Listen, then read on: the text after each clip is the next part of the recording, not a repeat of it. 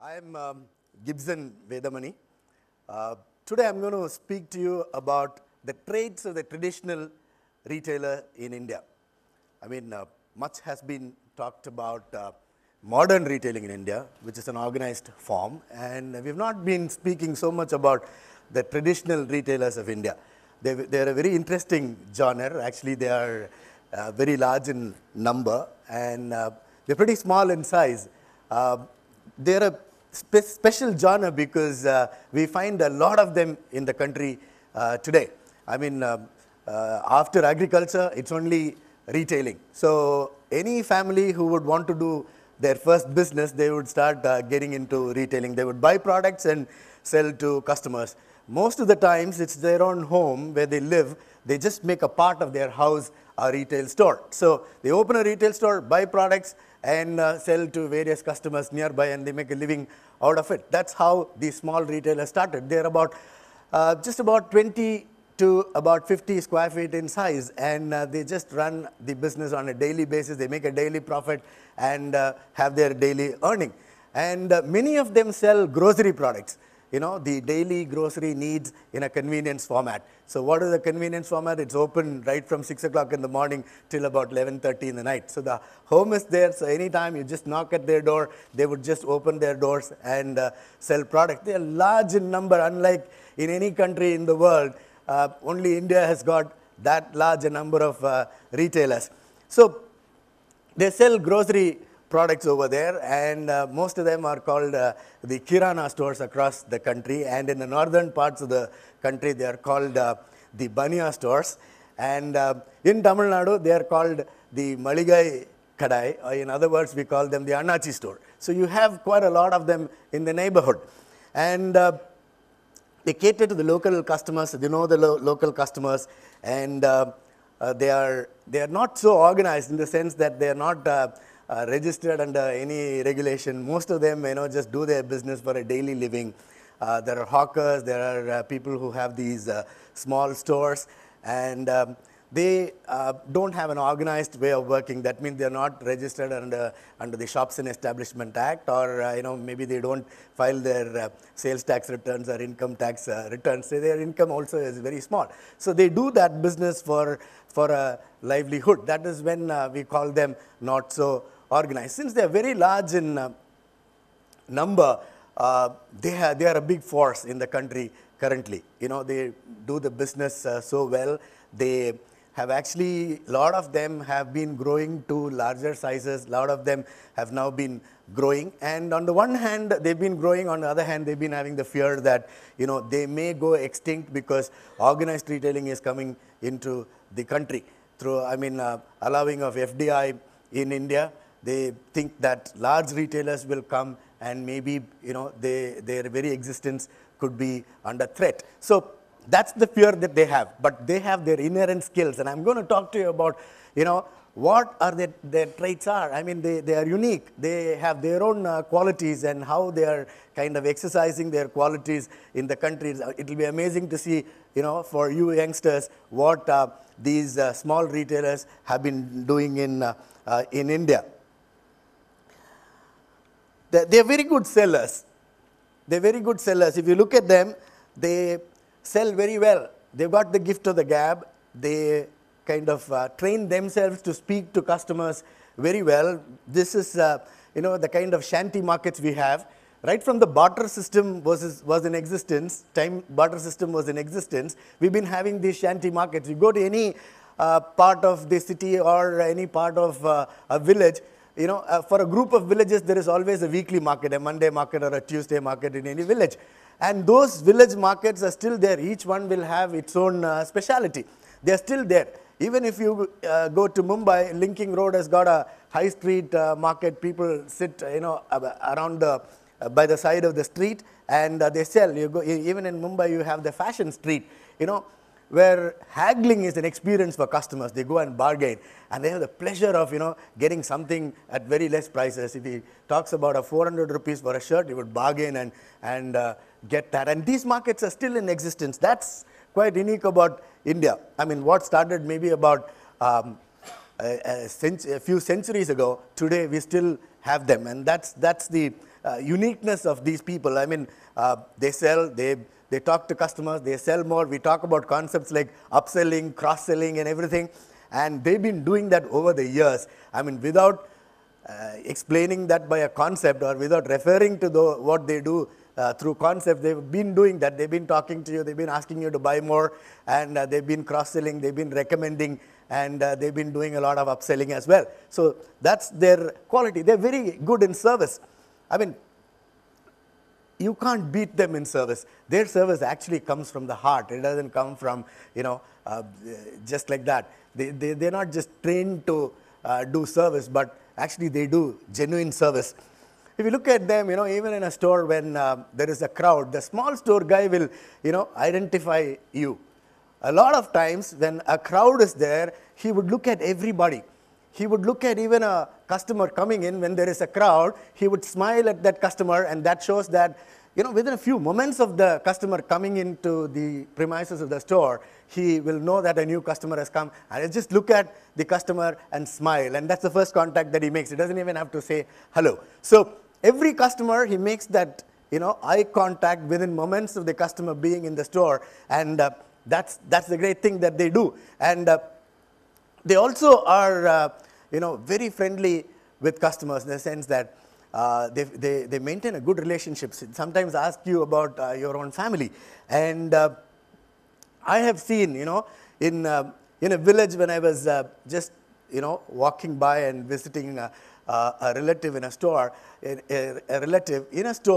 I actually saw a store, a mother going to the store to buy her daily needs that particular day, and she didn't have the time. She was just getting the kids ready to go to school, and she came to buy her daily needs as well. And as she was there in the store, she was finding it difficult. What she wanted to do that particular day was to just buy a little oil in loose and apply on the head of the kid and send the kid home, kid to the school. And they came from home and they were standing there. And she was finding it difficult, to do that, buying the goods and also, talking to the kids as well. And the retailer found the predicament of the customer, and the retailer himself, applied the oil on the head of the kid and combed the kid's hair and said, okay, bye-bye to school. So that's the kind of relationship that we have. And another experience that I had was, I was living in Rahija Vihar in Mumbai. First time when we went to Mumbai, we were living in Rahija Vihar, and that time we used to use the pagers. So my wife used to page me and say that, okay, buy this and buy that, and then when you come home, you do that. And one of the occasions, as usual, I just forgot about buying that. And what would happen when you go home without doing the things that your wife had ordered you to do. And if you don't do that, that's going to be hell of a time for you at home. So I was about to reach home, and then I remembered that I had not bought those things that my wife had paged me to buy. And I stopped by the local grocer there. In the vicinity, we had a grocer, and I just went to him and looked at the listed things in the pager and said, I want this, I want this, and I want this. And he picked up, and I picked up, and I put that, and then he had a huge display of things, and I got so enamored by the display, and I said that I would want all these things as well. I just kept on putting things on the counter. Then I realized that I didn't have enough money to pay because I was not carrying cash, so much of cash. So then I started putting those extra things that I had bought, to just putting them back. I said, I don't want this, I'll take this later, I'll take this later, I'll take this later. And he realized that what I was doing. He knew that I was not carrying enough cash. So he said, you are Gibson. In Hindi, he told me. I said, yes. So you work for Shoppers Stop? I said, yes. Then he said, you live in Sun Glory? I said, yes. Then I know you take this, you don't have to pay me now, I'll collect it from your home. I was zapped. Just about 1 month since we were living in that place, and by then he had known me. He said, your kids come here and we know your home. And that's the amazing relationship, they maintain. That's the kind of kith and kin relationship they maintain. I'm sure in no other country can, retailers or any businessmen maintain this kind of a relationship. There's a big quote, by Mahatma Gandhi, and these people live by that. A customer is the most important visitor on our premises. He's not dependent on us, we are dependent on him. He's not an interruption in our work, he's the very purpose of it. He's not an outsider in our business. He's a part of it. We are not doing him a favor by serving him. He is doing us a favor by giving us an opportunity to do so.